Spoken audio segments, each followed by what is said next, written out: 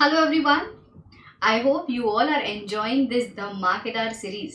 सी intermediate warriors आपके लिए audit को इंटरेस्टिंग बनाने के लिए हमने यूट्यूब पे ये मुनीम चालू की। मैम क्या है ये? हाँ जी, आप में से आधे से ज़्यादा लोग ने प्रीवियस सीरीज हमारी वॉच कर ही ली होगी। अगर आपने अब तक हमारे प्रीवियस वीडियोस नहीं देखे तो सबसे पहले जा करके उसे चेक कर लीजिए, क्योंकि हम लोगों ने core concepts of nature, objective and scope of audit already upload कर दिया है।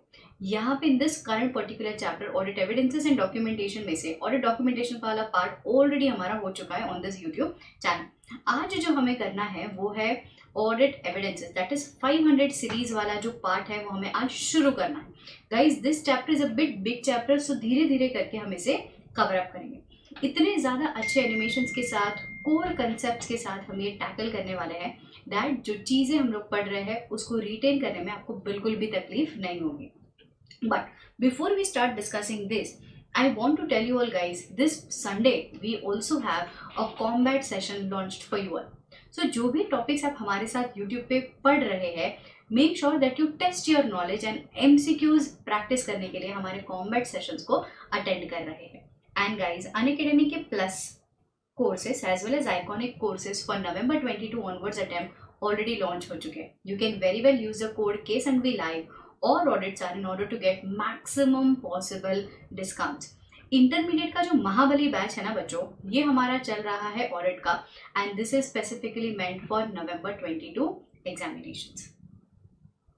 एंड आइकॉनिक सब्सक्रिप्शन में there are multiple benefits, live classes, multiple test series, great जो इंडस्ट्री एक्सपर्ट्स है उनके साथ आपको बात करने का मौका मिलने वाला है, physical copy of books, separate dedicated doubt solving sessions, mentorship, ये सब कुछ है in the iconic programme. So do evaluate this options and check on the intermediate prices for 6 months, 12 months, 24 months and do apply the code KSNB live। ठीक है, चल तो अब हम शुरू कर देते हैं आज का हमारा टॉपिक, दैट इज ऐसे 500।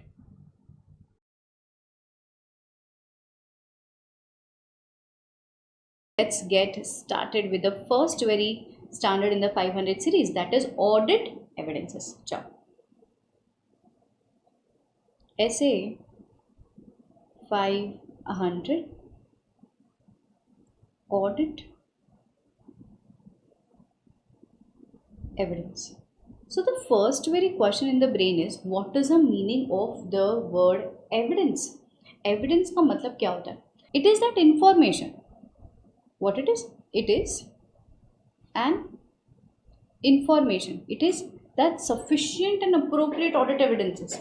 मैम ऑडिट एविडेंसेस का मतलब ऑडिट एविडेंस, अरे हाँ हाँ, ऑडिट एविडेंसेस का मतलब होता है it is that information based on which we can draw our conclusion. ये ऐसे सबूत है जो ACP प्रद्युमन के लिए दया लेकर के आता है। ठीक है, सो हम लोग कहते हैं it is that information based on which the auditor concludes opinion। ठीक है, सो हमारा ओपिनियन देने के लिए we need to find out some concrete information जिसके भरोसे बैठ करके हम ये कह सकें कि हाँ हाँ फाइनेंशियल स्टेटमेंट सही है या फाइनेंशियल स्टेटमेंट सही नहीं है। So okay, I understood it is some information. Now this information has to specific characteristic. कई बार हम लोगों ने even basis of opinion paragraph में हम लोगों ने पढ़ा, audit evidences has to be sufficient, has to be sufficient and appropriate. Now again the next question is, what is the meaning of the word sufficient? Sufficient का मतलब होता है quantity wise.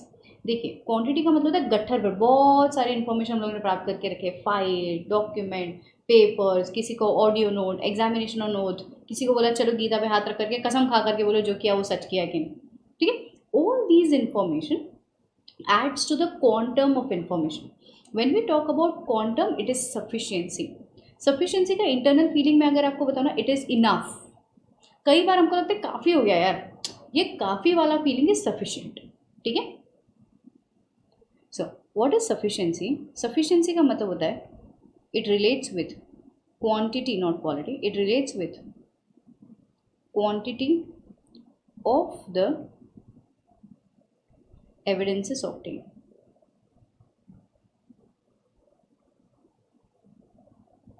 Evidences obtained.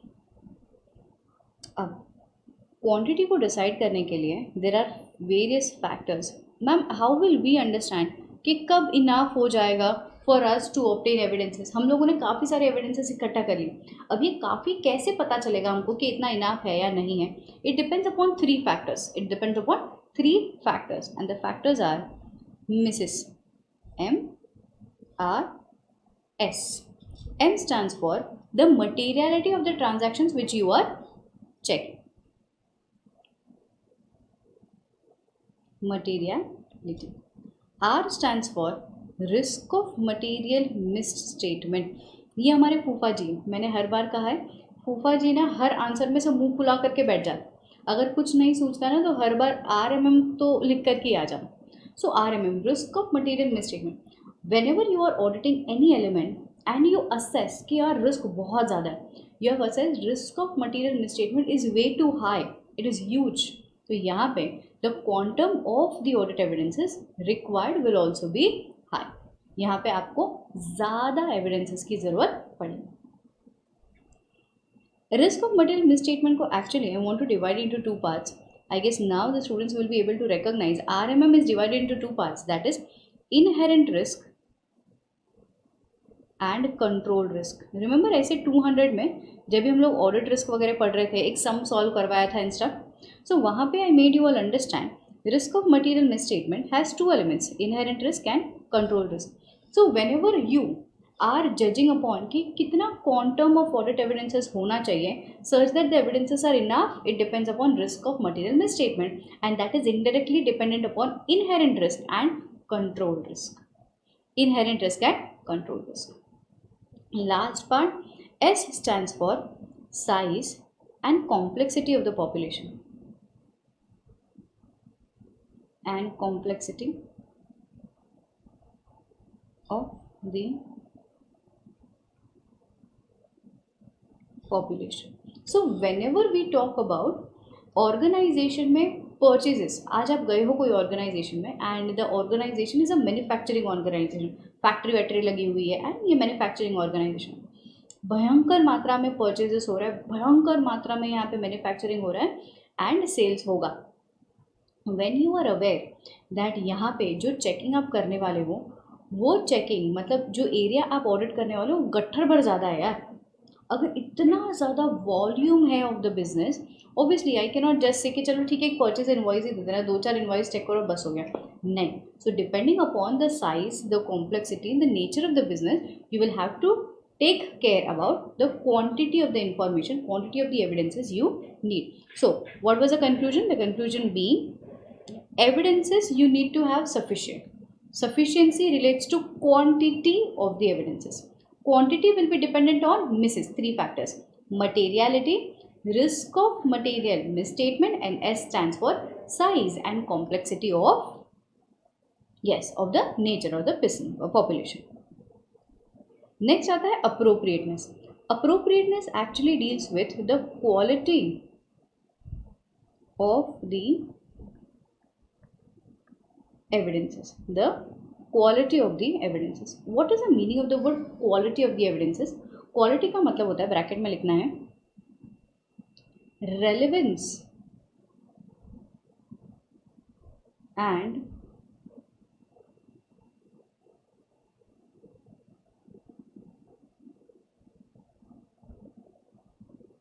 relevance and reasonableness of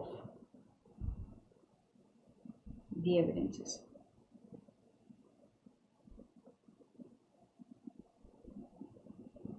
What is the meaning of the word relevance? Relevance का मतलब होता है the evidences should be logically connected. See, आज हम लोग सेल्स को चेक करें तो हम लोग सेल्स वाउचर्स, हम लोग डेटर्स टर्नओवर, हम लोग कैश कलेक्शन, इन सब पे ध्यान देंगे. क्यों? क्योंकि it is relevant, it is related. अगर चीज़ें दूर दूर तक रिलेटेड है ही नहीं तो हमको कैसा पता चलेगा कि यार ये अप्रोप्रिएट है क्या, ये क्वालिटी सही है क्या? If the things are reliable, if the things are relevant, they are reasonably reliable, तो तुम लोग कहेंगे कि हाँ यार इनाफ है, ये सही है, इस पर हमको भरोसा हो रहा है, ठीक है। अब यहाँ पे एक very important point, higher the audit evidences का appropriateness,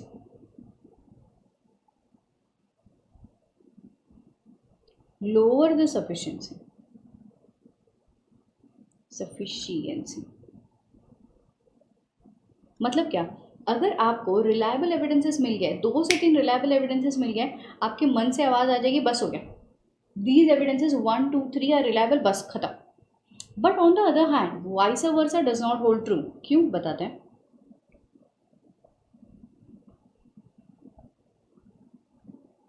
vice versa does not hold true. क्यों? गट्ठर पर एविडेंसेस आपने प्राप्त किए, एविडेंसेस, डॉक्यूमेंट्स, न्यूज़पेपर का कटिंग, दिस दैट, बहुत कुछ आपने इकट्ठा कर लिया, बट अंदर आत्मा से ऐसा लग रहा है नहीं यार ये भी सही नहीं है यार, इस पर भी भरोसा नहीं हो रहा है यार, ये बंदा तो झूठ बोल रहा है यार, ये इंक्वायरी प्रोसीजर सही नहीं है यार, आंखें धोखा खा रही है यार, पता नहीं चल रहा है क्या हो रहा है यार। तो भले इतने सारे एविडेंसेस है that can not replicate the appropriateness या फिर reliability of evidences. You can not से बहुत सारे हैं ना मैम तो अप्रोप्रिएटनेस बाहर में जाने दो, ऐसा नहीं होगा। क्यों? क्योंकि higher the sufficiency that can not allow the auditor to compromise over the appropriateness of the audit evidences. On the other hand but appropriateness अगर हाई है तो क्वांटिटी को थोड़ा सा कम कर सकते हैं। ये एमसीक्यू क्वेश्चन है आपका। Market MCQ. So higher the quality, lower the quantity. Okay. Higher the quantity, lower the quality. Not okay.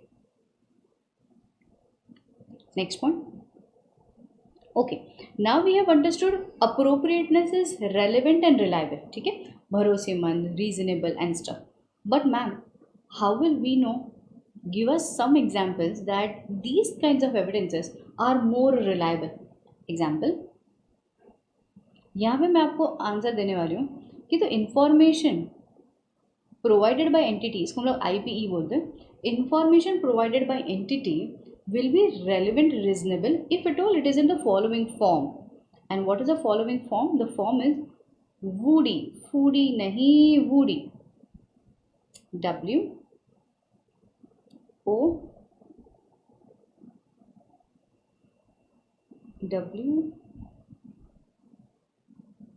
WODIE. W stands for if at all the evidences are in the written format, लिखित में है, documentary evidences है, तो these are more reliable. The generalisations with regards to reliability is, यहाँ पे देखो generalisation with respect to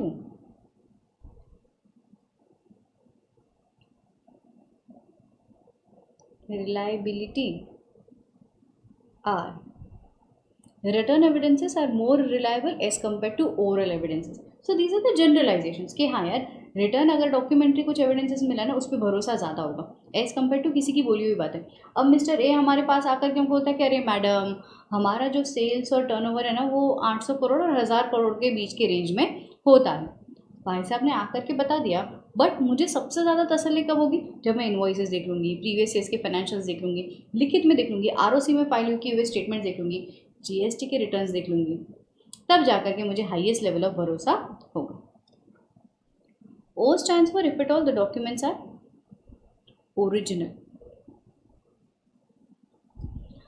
Original audit evidences, original documents are more reliable as compared to the other photocopied. जैसे कि अगर इन्होंने मेरे को कॉपी दे करके रखा है, कोई फोटोकॉपी हो गया, जेरोक्स कॉपीज हो गया, मैं इनको क्या कहूँगी कि सर ओरिजिनल टाइटल डीड लेकर के आओ ना, ओरिजिनल प्रॉपर्टी डीड दिखा दो एक बार। आप फोटोकॉपी में कितना भी मैनिपुलेशन कर सकते हो, who knows? I want to check original. So original documents are more reliable as compared to photocopy. D stands for directly obtained by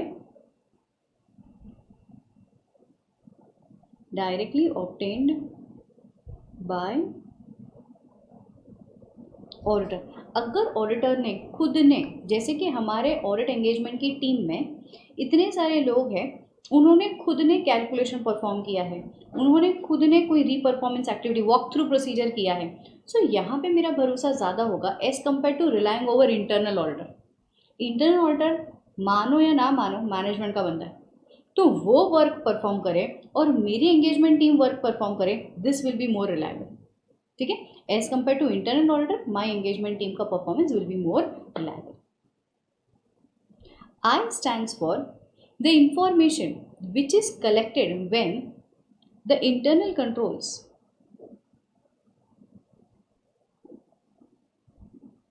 over the preparation of such information are high. यहाँ पे हम लोग क्या कहते हैं कि देखो वैसी information will be more reliable जहाँ पे इंटरनल कंट्रोल्स आर हाई. जहाँ पे इंटरनल कंट्रोल्स आर हाई. देखो इंटरनल कंट्रोल हाई होने का क्या मतलब होता है कि इंफॉर्मेशन जो प्रोड्यूस की जा रही है, अगर इंटरनल कंट्रोल्स वहाँ पे स्ट्रांग है तो मुझे पता है एक्यूरेसी, कंप्लीटनेस, वैल्यूएशन, इस पर दिक्कत नहीं आएगी, उस पर भरोसा हो जाएगा easily. Next E stands for external audit evidences. What is external as compared to internal audit evidences? जैसे कि आपको एक एग्जांपल देते बच्चों, ये पिछले एग्जाम में एमसीक्यू के नाम पे, सॉरी करेक्ट इनकरेक्ट के नाम पे इंटरमीडिएट पे आया था. Purchase invoice and sales invoice. सबसे ज़्यादा रिलायबल जो इनवॉइस रहता है ना वो होता है परचेज इनवॉइस. क्यों? क्योंकि purchase invoice is an external invoice. External का मतलब क्या होता है, आज दिस इज अ कंपनी, ये कंपनी ने XYZ के पास से गुड्स खरीदा है. ठीक है, XYZ के पास से गुड्स खरीदा है, तो ये कंपनी बिल बनाएगी या XYZ बिल बनाएगी? XYZ बिल बनाएगी. ये बिल को हम लोग कहते हैं परचेज इनवॉइस. ये purchase invoice is external invoice. ये कंपनी ने नहीं बनाया. क्यों? क्योंकि ये परचेज है ना, ये बाहर वाली दुनिया के जो एंटिटी है उन्होंने बनाया है. On the other hand, when I talk about sales invoice, मैं ऑडिट किसका कर रही हूँ? A लिमिटेड का. A लिमिटेड ने सेल्स किया है टू ABCD. अब सेल्स इनवॉइस कौन बनाएगा, ABCD या A लिमिटेड जिसका ऑडिट हो रहा है वो? सो यहाँ पे ये लोग सेल्स इनवॉइसेस में मैनिपुलेशन कर सकते हैं. सो यहाँ पे the purchase invoice is the external invoice, external audit evidences, this is more reliable. This is internal audit evidences. Audit evidences. Got it? So, यहाँ पे क्या क्वेश्चन था? What are the generalizations about audit evidences? Written audit evidences are more reliable as compared to oral. Originally generated documents are more reliable as compared to the photocopy. Directly obtained audit evidences by the auditor are more reliable as compared to internally generated audit evidences या फिर information generated by the management and his team. Information over which the internal controls are sound, those are more reliable. External audit evidences are more reliable as compared to internally generated audit evidences. Cool. So यहाँ पे हम लोगों ने सबसे पहला part खत्म किया है. It is this one, audit evidences.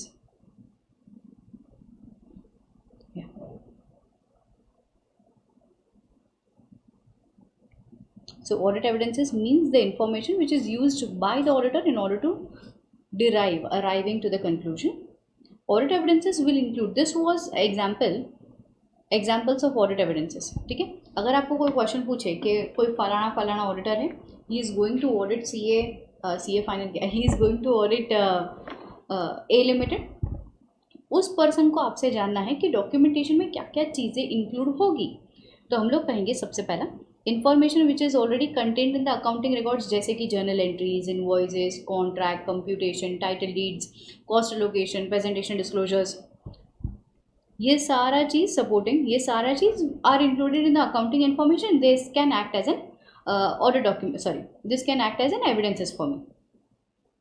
Other information में जैसे कि एक्सटर्नल कन्फर्मेशन हमने ले लिया, मीटिंग का मिनट्स ले लिया, तो ये अलग बात है जो अकाउंटिंग में नहीं आती, but still that can act as an evidence for us.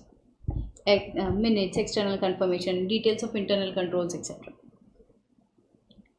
Evidences कैसे चाहिए? सफिशिएंट अप्रोप्रिएट चाहिए. क्वांटिटी जहाँ पे हाई रिस्क है, more audit evidences, and the judgement of sufficiency will be affected by misses. Quality, relevance, reliability. Higher the quality, lower the quantity, but vice versa does not hold true. In order to obtain reliable audit evidences, the information produced by entity IPE, after applying the appropriate procedures, auditor को complete एक रिलायंस होना चाहिए कि हाँ यार उनके पास जो information आया ना, that is a sufficient information, इसके अलावा और कुछ छुपा नहीं रहा है. The most reliable audit evidences are woody. ठीक है, रिटर्न, ओरिजिनल एक्सेट्रा. यहाँ पे ना एक कंसेप्ट आएगा वूडी, जो मैंने अभी आपको सिखाया ना. Just scroll of your pages, here you get it. Types of audit evidences.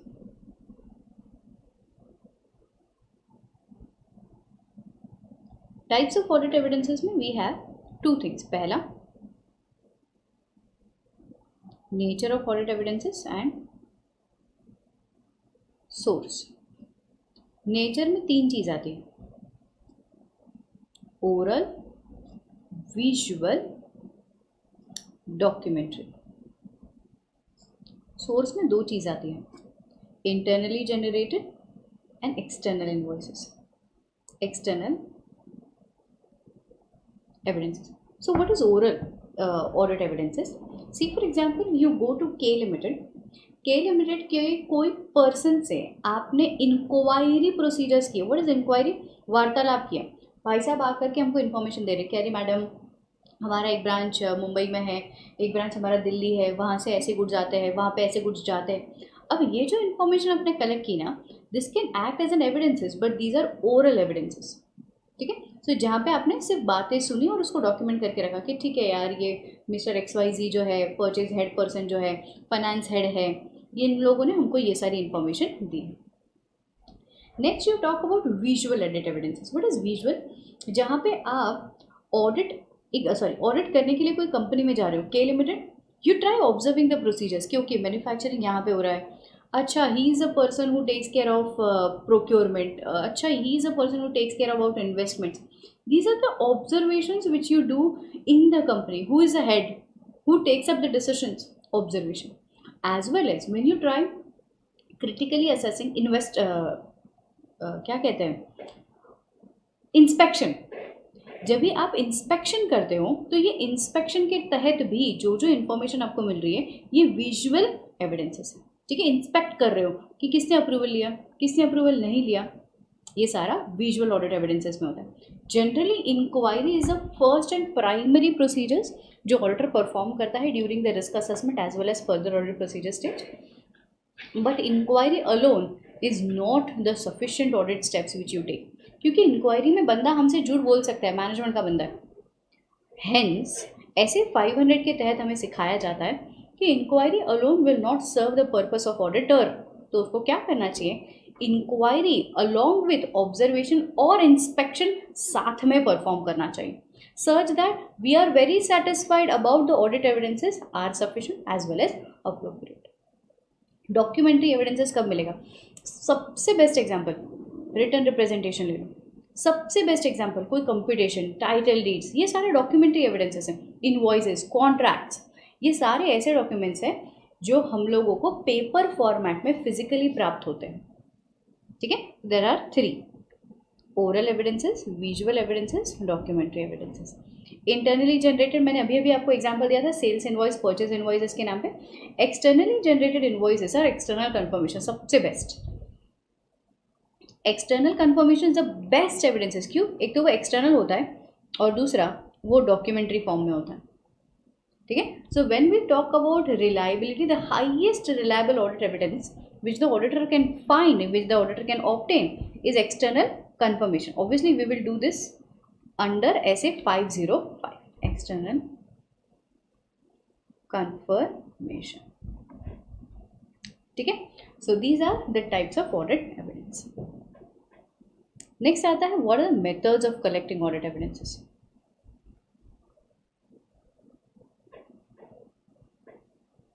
Methods of collecting audit evidences. So we have ORE, ICAI. जरा ICAI को मान सम्मान दे दो. ORE, ICAI. ORE, ICAI. So O, O stands for observation. अभी अभी मैंने आपको एक चीज़ समझाई, ऑब्जर्वेशन का मतलब होता है when you try correlating everything, when you try observing which process, when, who is performing, how much power, ये सारा comes under observation. Ray stands for re-performance and recomputation. What is re-performance? इसको हम लोग walk through process भी कहते हैं. What is walk through? जैसे कि मैनेजमेंट ने कोई एक प्रोसीजर परफॉर्म किया, प्रोक्योरमेंट किया, उसको मैन्युफैक्चरिंग के लिए इनपुट किया, मैन्युफैक्चरिंग में नॉर्मल लॉस साइड में किया, मैन्युफैक्चरिंग प्रोसेस के बाद हम लोगों ने चेक किया, आउटपुट आया, उसको सेल्स बढ़ा दिया. So this was a whole chain of process. हमारा ऑडिटर जाकर के बोलता है मैं ये प्रोसेस परफॉर्म करूँगा, लेट मी सी कि कहाँ पे कोई दिक्कत आ रही है. That is walk through. You try re-performing the procedures. At times we also do negative testing. What is negative testing? कोई एक सिस्टम है, तो सिस्टम पे वी नो इनपुट्स क्या देना है, इनपुट शुड बी नंबर्स. अब ऑडिटर बोलता है रुको, let me put this in decimals, system ले रहा है क्या? Let me put this in words, system accept कर रहा है क्या? अगर इनपुट गलत है तो how the system is responding. This is known as negative testing. You try inputting या फिर inserting negative inputs. You need to understand where the error pop ups. You need to understand अगर ये input ही गलत है तो system कैसे इसको process कर रहा है, आउटपुट कैसा दिखा रहा है. क्योंकि ultimately we believe over the output, हमको पता ही नहीं गलती कहाँ है. राइट? जब भी आप सिस्टम ऑडिट करोगे ना, सीसा डीसा पढ़ोगे, this is a primary thing जो ऑडिटर को सिखाया जाता है. That is you perform negative testing, क्योंकि वहाँ पे सिस्टम्स के लिए हम लोगों को एनालिसिस करना पड़ता है. इज री परफॉर्मेंस. नेक्स्ट आता है I. I is a best audit procedures which we perform. That is inquiry. वार्तालाप करो लोगों से, बातचीत कर लो कि इन्फॉर्मेशन चाहिए, एक्सप्लेनेशन चाहिए. ए stands for analytical procedures. What is analytical procedures? Yeah. What is analytical procedures? You try correlating the financial information with non-financial information. Ma'am example, जैसे कि हमारे पास है परचेजेस. अब हम क्या इवेल्युएट करना चाहते हैं? इन्वेंट्री टर्नओवर बताओ, सच दैट वी रिकॉग्नाइज कि परचेजेस जो किया वो लेजिटिमेट है कि नहीं है. मुझे बताओ फिनिश्ड गुड्स बनाने के लिए कितना रॉ मटेरियल का यूनिट चाहिए.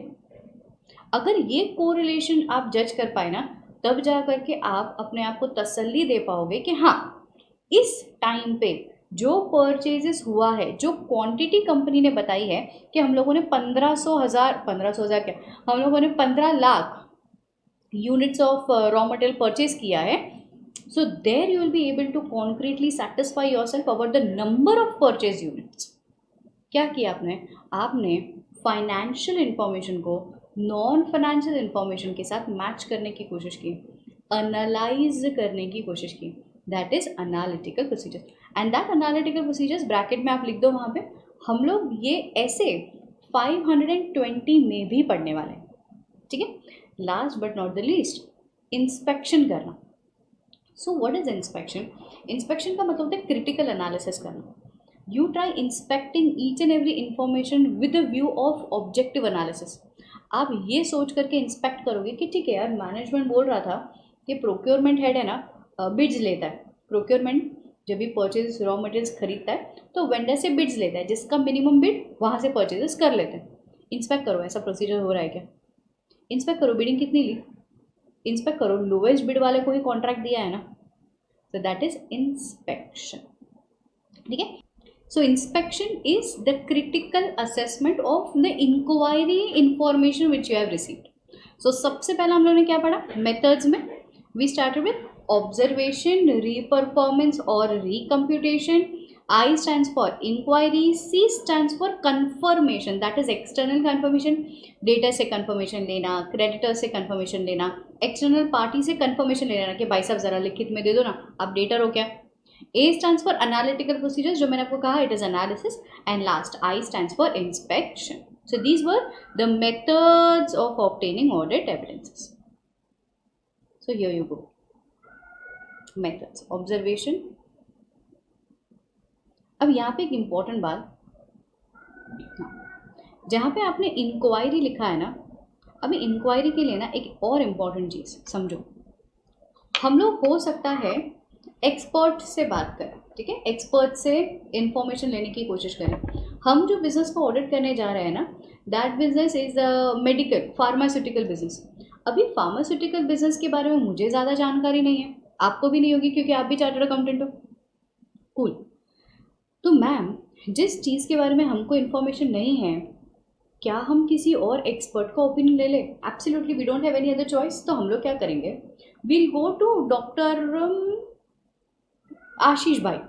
ठीक है, ये जो डॉक्टर आशीष भाई है, we are going to him and उनको कहा कि सर, हम लोग एक कंपनी को ऑडिट करें which is a pharmaceutical company. I want you to express या फिर टू कंक्लूड कि इन्होंने जो मेडिसिन के नाम पे चीज़ें बताई हैं, इन्होंने जो मेडिसिनल यूज़ के लिए जो जो इक्विपमेंट्स बताए हैं, मशीनरीज यूज़ हो रही है, please have a look at it so that we can value it accordingly. ठीक है, ये था पहला example wherein we talk about the industry experts, that relevant industry का एक्सपर्ट। दूसरा, हम लोग कई बार जीएसटी एक्सपर्ट, प्रॉपर्टी वैल्यूएशन के एक्सपर्ट, इन सब से भी बात कर सकते हैं। These fields are related to our fields but they are pro, you know. हम लोग कह सकते हैं कि अगर लैंड वैल्यूएशंस करना है हमें, तो प्रो वाले लोगों को पूछ लेते हैं, थोड़े वैल्यूएशंस को जान लेते हैं, तो ये सारे एक्सपर्ट होंगे। ये सारे जो एक्सपर्ट्स हैं ना गाइस, ये हो सकते हैं दो कैटेगरी में डिवाइडेड। पहला, ये इंडिपेंडेंट एक्सपर्ट्स हैं जिनको मैं लाई हूँ, जिनसे मैंने कोऑर्डिनेट किया, जिनको मैंने कहा है कि सर प्लीज़ हमारी मदद करें। इनका कंपनी के साथ कोई लेना देना नहीं। ठीक है, इनको हम लोग कहेंगे ऑडिटर्स एक्सपर्ट। क्या कहेंगे? Auditors expert. दूसरा होता है ये कंपनी के खुद के एक्सपर्ट। अगर ये बी फार्मास्यूटिकल कंपनी है, कोई हॉस्पिटल है, तो यहाँ पे भी खुद के डॉक्टर्स होंगे, यहाँ पे भी वैल्यूएशन करने के लिए एक्सपर्ट्स होंगे। सो ऐसे जो एक्सपर्ट्स हैं ये होते हैं management experts. So experts are divided into two categories, auditors expert, management expert. When you being auditor, you are communicating with auditors expert। ये होता है using the work of auditors expert। This is dealt under SA 620। तो auditors expert नीचे down arrow करके 620। Management expert के साथ जब भी आप बात करते हो, management expert is as good as an employ of the organisation, is connected with the organisation. अगर इनसे आप कोई इंफॉर्मेशन ले रहे हो, these informations are nothing but inquiry procedures के वाया obtain किया हुआ information। Hence, this is dealt under SA 500। So again an MCQ question, let us make the chart। अगर आप expert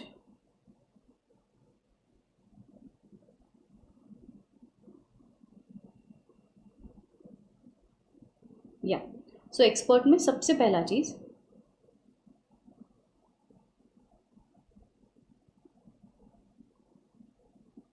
ऑडिटर्स एक्सपर्ट एंड दूसरा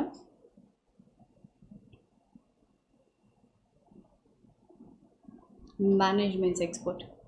auditors expert का मतलब होता है यहाँ पे you are using the work of an auditors expert. आपको यहाँ पे जो प्रोसीजर्स लगाने हैं ना, दैट इज एज पर ऐसे 620।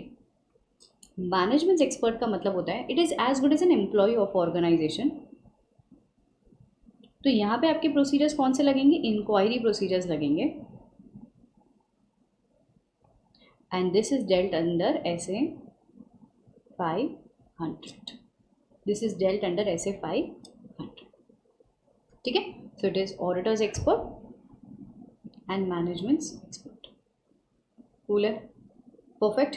सो द क्वेश्चन बीइंग, अगर आप मैनेजमेंट एक्सपर्ट से बात कर रहे हो, this is which procedures? It is inquiry procedures, will be dealt under SA 500। In the similar manner, this is using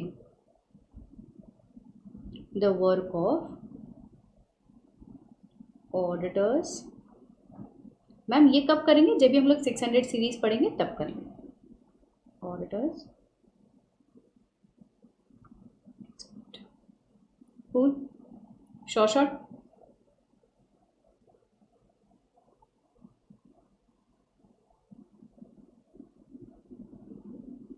so it is your inquiry में employer, employee, management expert. Underline this, management expert. अब management expert के बातों पे कैसे भरोसा करेंगे, that is also covered under SA 500, जो हम लोग आगे पढ़ेंगे। फिलहाल के लिए the next concept is relevance and reliability. As I told you, it is a logical connection of the audit evidences which you are obtaining of the information and the element जिसके लिए आपको इंफॉर्मेशन चाहिए। Different set of audit procedures will be applied by the auditor in order to obtain evidences. जैसे कि inspection कर सकते हो for evaluating the existence and valuation, test of controls perform कर सकते हो in order to see whether the controls are operating effectively और not, test of details perform कर सकते हो in order to see whether there exist any misstatements और not. So reliability depends upon फूडी नहीं वूडी, एंड इस वूडी वाले एरिया में आपको लिखना है generalization. So question can be asked what are the generalization, तो यहाँ पे ना कंपैरिजन लिखना है आपको, जनरलाइजेशन लिखना है ना तो कंपैरिजन लिखेंगे। Written audit evidences are more reliable as compare to oral audit evidences, original documents are more reliable as compare to photocopy. तो जनरलाइजेशन पूछा तो कंपैरिजन लिखना है, एंड डिपेंडेंसी पूछा इट विल डिपेंड ऑन, तो खाली वूडी लिखना है, नो कंपैरिजन। ठीक है, अब आता है यहाँ पे ये वाला पार्ट, एक कंसेप्ट समझाना है फिर ये समझे। रुक जाओ, आप लोगों में से कितने जनों ने रामायण देखी है? yes. देखो हमारे रामायण वाले समय से ही ऑडिट प्रोसीजर्स डिसाइड हो चुके हैं, तभी से। हाँ, ऑडिट प्रोसीजर्स में we have two set of audit procedures which we perform. This is same replicated under SA 330 also. ये तभी फिर से आएगा, अभी समझ लेते तभी रिकैप्चुलेशंस करेंगे। देखो पहले रामायण समझते हो क्या? रामायण में सबसे पहले अगर आपने थोड़ा सा अच्छे से रामायण देखी हो, लाइक लॉकडाउन में सभी लोगों ने रामायण देखी है ना, लॉकडाउन से पहले भी देखी होगी। अब रामायण वाली सीरीज़ में क्या होता है, सबसे पहले हनुमान जी जाते हैं लंका, है ना, जब भी वो आग लगा देते हैं।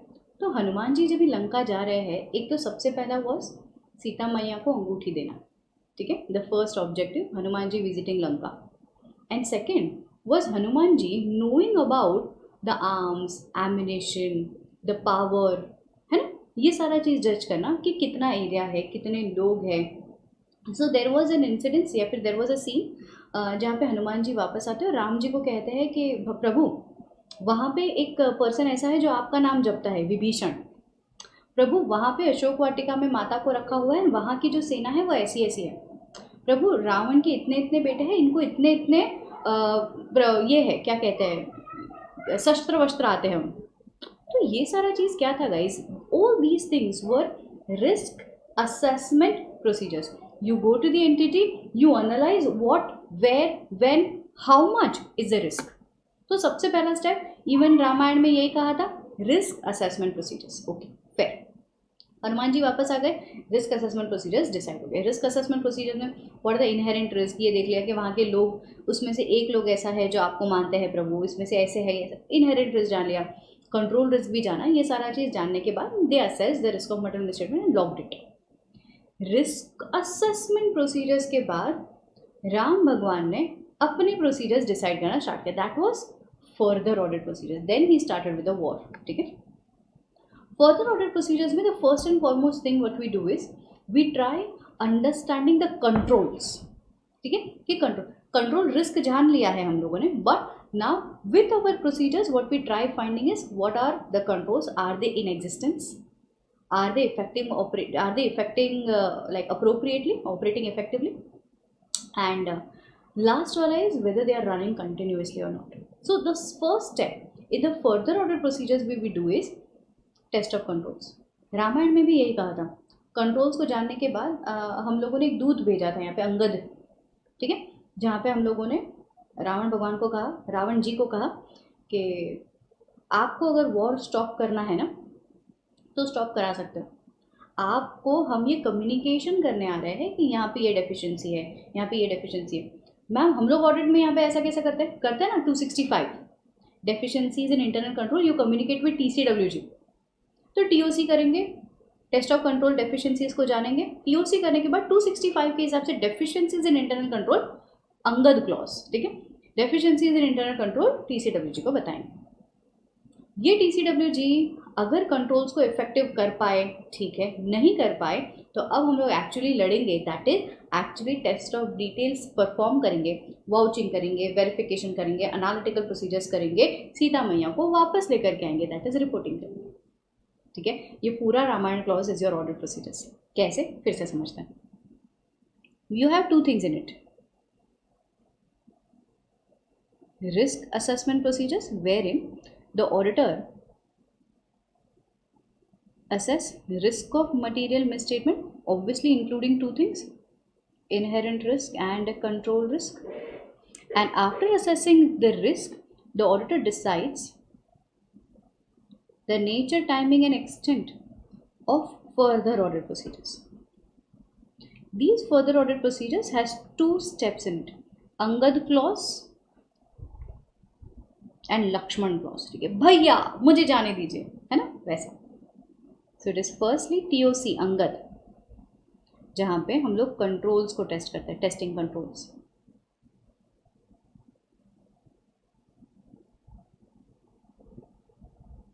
Testing controls about the existence of controls, operating effectiveness of controls,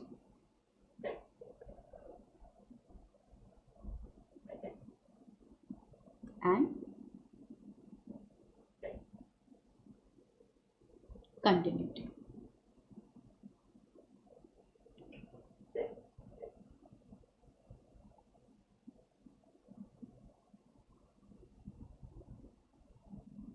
And continuity.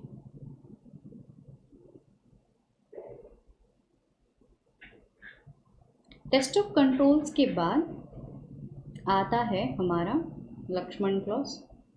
Depending upon the results of the test of controls, deficiencies TCWG ने सुधारी नहीं सुधारी, हम लोग फर्दर ऑडिट प्रोसीजर्स डिसाइड करते हैं, sorry test of details decide करते हैं, जिसमें अगेन आता है 4 चीज़ें: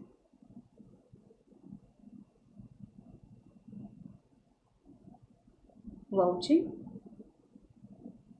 verification,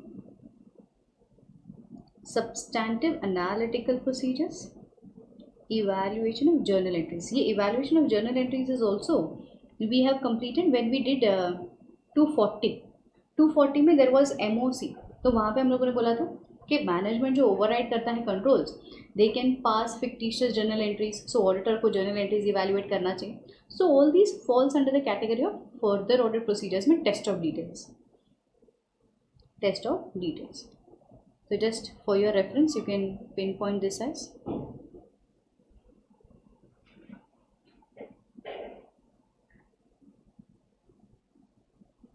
Hanuman ji. This is Angad clause, and then you have Lakshman Bhaiya. Okay. Okay.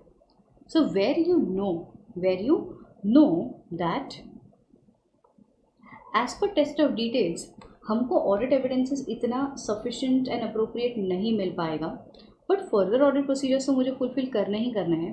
What we will try doing is we will try relying more, या फिर will try applying more TOC. तो हमें totally क्या करना है, हमें totally further audit procedures complete करना है, हमें totally further audit procedures complete करना है. ठीक है.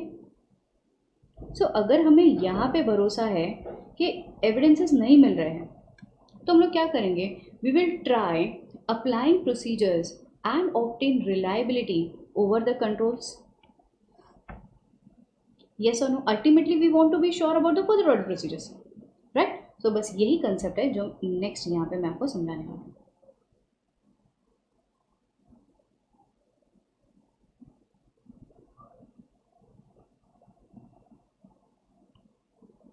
So here, a higher level of assurance will be sorted about the operating effectiveness of the control when the approach adopted consists primarily of test of controls, where in particular it is not possible or practicable to obtain SAAE only by substantive procedures.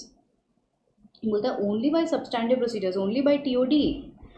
If at all it is not possible to find SAAE, you will be dependent on TOC. इसको ना अलग एक और word से भी जाना जाता है, इसको हम लोग कहते हैं कंप्लायंस प्रोसीजर्स, एंड इसको कहते हैं सब्सटैंटिव प्रोसीजर्स. Substantive procedures.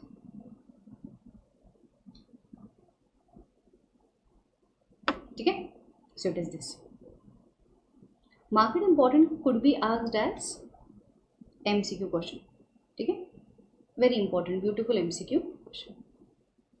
अब आगे बढ़ते हैं with the last part of this particular standard, using the work of managements expert. अब इनका मतलब क्या है समझो। Using the work of managements expert में आज आप कोई भी मैनेजमेंट के पर्सन के साथ बात करो, मैनेजमेंट के एक्सपर्ट के साथ बात करो, तो मैनेजमेंट के एक्सपर्ट के साथ बात करने से सबसे पहले you need to know about the capacity, the competence and the capabilities of the expert. You need to know about the work perform, कि भाई साहब आप परफॉर्म क्या कर रहे हो, मतलब आप एक्चुअरी हो, डॉक्टर हो, लीगल एडवाइज़र हो, आप क्या रोल परफॉर्म कर रहे हो। And the last point you need to understand about is appropriateness of the work perform. ठीक है, सही से तो कर रहे हो ना काम, तभी तो हम आपके काम पे भरोसा करेंगे। तो the three important elements when the auditor thinks of, या फिर when the auditor judges that he will use the work of management expert, he will have to be sure about three things: competence, skill, capabilities, the work performed by the expert, and the appropriateness of the work performed by the expert. अब यहाँ पे एक चीज़ समझो, I being auditor, if at all I am relying over the work performed by Mr. A, actuary of the company, does that mean I will now not have to apply my own procedures? अरे ma'am इनके काम ये सही से काम कर रहे हैं, that does not mean I will not verify his work. So I have to any which ways apply my own procedures, but the nature, timing and extent of my procedures will totally be dependent on his skill, his independence, his smartness, his appropriateness, his assumptions, influenced by the management over his work. So the next question says the auditor will have to apply his own procedures, but the nature, timing and extent of the procedures performed by the auditor depends upon the following factors when he is using management's expert work. So what are the factors? The factor says FUFA-G, that is risk of material misstatement.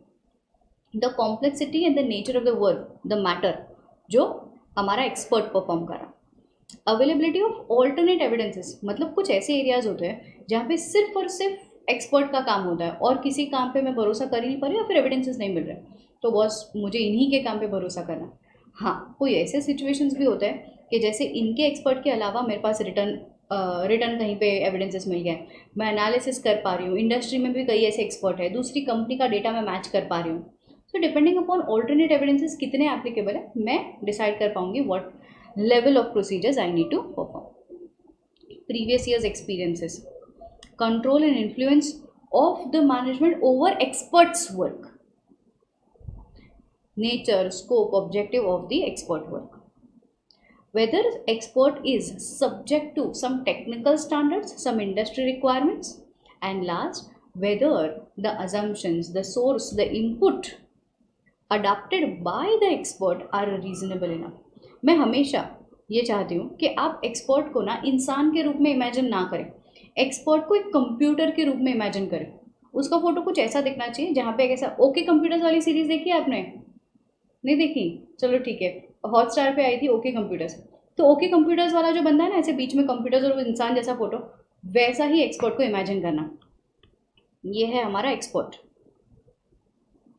देखिए यहाँ पे सारे buttons होने चाहिए। या अब ये expert, because वो एक्सपर्ट है, गलत काम तो कभी करेगा नहीं। तो मैम गलती कहाँ हो सकती है? इनपुट में। गलती कहाँ हो सकती है? इनके अजम्पशंस में।